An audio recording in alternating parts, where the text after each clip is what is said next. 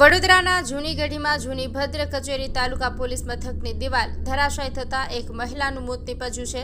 દિવાલ નીચે દબાઈ જતા 40 વર્ષીય ચંપાબેન નામના મહિલાએ ઘટના સ્થળે જ દમ તોડ્યો હતો।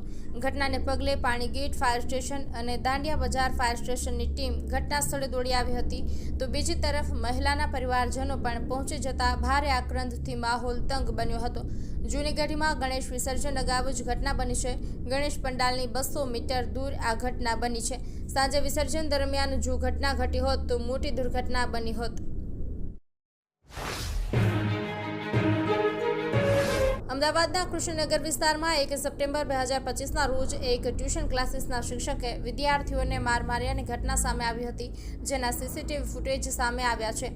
વિદ્યાર્થીઓ ક્લાસીસની બહાર ભાગે બેસીને અભ્યાસ કરતા હતા, ત્યારે કોમ્પ્લેક્સના ઉપરના માળે આવેલા પટેલ વેબ સોલ્યુશન નામના ક્લાસીસના શિક્ષક જેના દ્વારા નીચે આવીને 2 વિદ્યાર્થીઓને લાફા મારવાની શરૂઆત કરી હતી। વિદ્યાર્થીઓને મારવામાં આવતા જે ક્લાસીસના વિદ્યાર્થી હતા તેના શિક્ષક પણ બહાર આવ્યા હતા અને તેમને રોક્યા હતા।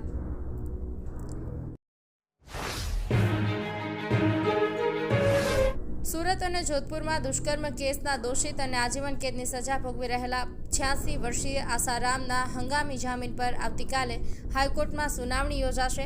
આ પહેલા ગુજરાત હાઈકોર્ટે 3 સપ્ટેમ્બર સુધી હંગામી જામીન લંબાવ્યા હતા। ત્યારબાદ 27 ઓગસ્ટે રાજસ્થાન હાઈકોર્ટે હંગામી જામીન લંબાવ્યા નહોતા અને સરેન્ડર કરવા આદેશ કર્યો હતો, જેને પગલે રેપિસ્ટ આસારામે જોધપુર સેન્ટ્રલ જેલમાં આત્મસમર્પણ કર્યું હતું।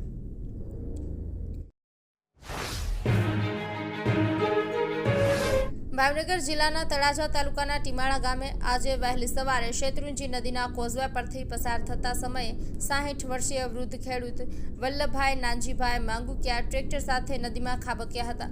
આ ઘટના આજે વહેલી સવારે બની હતી, જેના પગલે સમગ્ર વિસ્તારમાં શોકનું મોજું ફરી વળ્યું છે। એનડીઆરએફની ટીમે 6 થી 7 કલાકની જહેમત બાદ મૃતદેહ બહાર કાઢ્યો છે। મૃતદેહ મળ્યા બાદ તેને તાત્કાલિક અસરથી સીએચસી તળાજા ખાતે લઈ જવામાં આવી રહ્યો છે।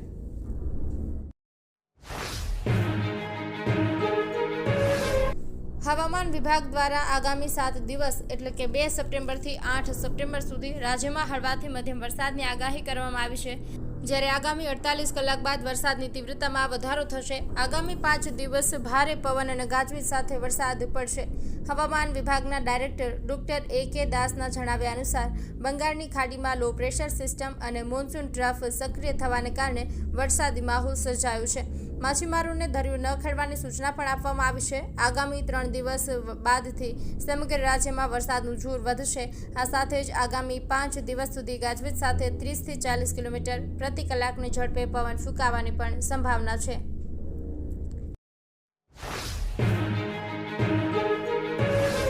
અમદાવાદના ઘીકાંટા વિસ્તારમાં દૂધવાડી પુલ પાસે 16 જૂનના રોજ વરસાદમાં એએમસીના સ્ટ્રીટ લાઇટના પુલના કરંટના કારણે જસરાજ ગોયલ નામના યુવકનું મૃત્યુ થયું હતું। મ્યુનિસિપલ કોર્પોરેશનના સ્ટ્રીટ લાઇટના થાંભલાની મેન્ટેનન્સની જવાબદારી મેસર્સ સન ટ્રેડિંગ કંપનીની હોવા છતાં પણ કંપનીએ સ્ટ્રીટ લાઇટના થાંભલાને અર્થિંગ આપેલું ન હતું અને અન્ય સુરક્ષા નહોતી રાખેલી, જેના કારણે કરંટ લાગતા યુવકનું મૃત્યુ થયું હતું, જેને લઈને મેસર્સ સન ટ્રેડિંગ કંપનીના માલિક ધર્મેન્દ્ર શાહ વિરુદ્ધ બેદરકારીનો ગુનો શાહપુર પોલીસ સ્ટેશનમાં નોંધવામાં આવ્યો છે।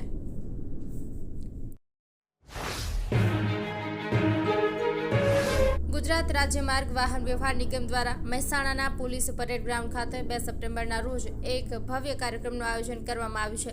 આરોગ્ય મંત્રી ઋષિકેશ પટેલ અને ગૃહ રાજ્યમંત્રી હર્ષ સંઘવી ઉપસ્થિતિમાં 70 નવી બસોનું લોકાર્પણ કરવામાં આવશે। આ સાથે શ્રદ્ધાળુઓ માટે ભાદરવી પૂનમ નિમિત્તે વિશેષ એક્સ્ટ્રા બસ સેવાનો પણ શુભારંભ કરવામાં આવશે।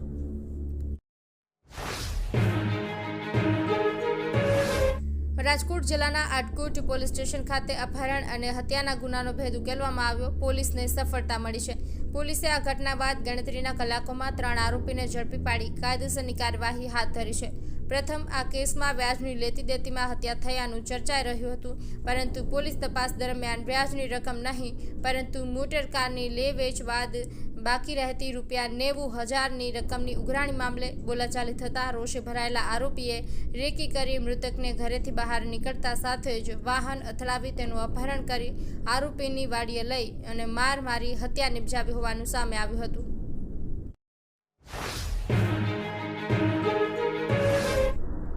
આસ્થા તમારી, વ્યવસ્થા અમારીના મંત્રી સાથે અંબાજી ભાદરવી પૂનમ મહામેળામાં સ્વચ્છતા સૌ કોઈને આંખે ઉગલીને વળગે એ વિશે. ચાલુ વર્ષે આ મેળામાં સ્વચ્છતા ત્યાં પ્રભુતાના મંત્રને ચરિતાર્થ કરતા જિલ્લા કલેક્ટર આરાસુરી અંબાજી માતા દેવસ્થાન ટ્રસ્ટના ચેરમેન મિહિર પટેલ દ્વારા સ્વચ્છતા બાબતે ખાસ ભાર મૂકવામાં આવ્યો હતો. સમગ્ર મેળા દરમિયાન 30 લાખથી પણ વધારે માય ભક્તો અંબાજી ખાતે પધારતા હોય છે, ત્યારે અંબાજીના રસ્તાઓ, મંદિર સહિતના સ્થળો ખાતે ખાસ સ્વચ્છતા જોવા મળી રહી છે. જિલ્લા વિકાસ અધિકારી અને સ્વચ્છતાના નોડલ ઓફિસર M.J. દવેએ જણાવ્યું હતું કે મહામેળામાં સ્વચ્છતા પાયાની અને મહત્વની બાબત છે. ચાલુ વર્ષે સ્વચ્છતા પર ખાસ ભાર મુકાયો છે. આ માટે અંબાજી મંદિર અને ગબ્બર તેમજ આજુબાજુના વિસ્તારમાં યોગ્ય સફાઈ થાય, મોનિટરિંગ માટે 5 ઝોનમાં કામગીરી થઈ રહી છે. 1500 જેટલા સફાઈ કર્મીઓ સ્વચ્છતા ઝુંબેશમાં કામગીરી કરી રહ્યા છે. અંબાજી મેળામાં ભક્તો પદયાત્રા કરીને આવતા હોય છે. રસ્તા ઉપર સફાઈ માટે કુલ 80 જેટલા ટ્રેક્ટર માણસો સાથે કચરાની ઉઠાંતરી કરી રહ્યા છે. મોનિટરિંગ માટે અધિકારીઓ પણ ફરજ બજાવી રહ્યા છે.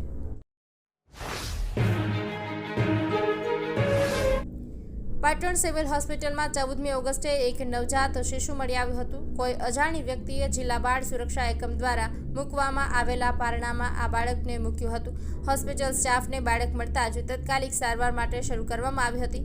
સાથે જ પોલીસ અને જિલ્લા બાળ સુરક્ષા એકમને જાણ કરવામાં આવી હતી. જિલ્લા બાળ કલ્યાણ સમિતિએ હોસ્પિટલની મુલાકાત લીધી હતી. બાળ રોગ નિષ્ણાંત અને સિવિલ સુપ્રિન્ટેન્ડન્ટના અભિપ્રાય મુજબ બાળકને 14 થી 21 દિવસની સારવારની જરૂર હતી. બાળક સંપૂર્ણ સ્વસ્થ થતાં જિલ્લા બાળ કલ્યાણ સમિતિએ તેનો કબજો સંભાળ્યો હતો. પાટણ જિલ્લામાં શિશુ ગૃહની સુવિધા ન મળતા કાયદાકીય પ્રક્રિયા પૂર્ણ કરી બાળકને પાલનપુર શિશુ ગૃહમાં મોકલવામાં આવ્યું છે.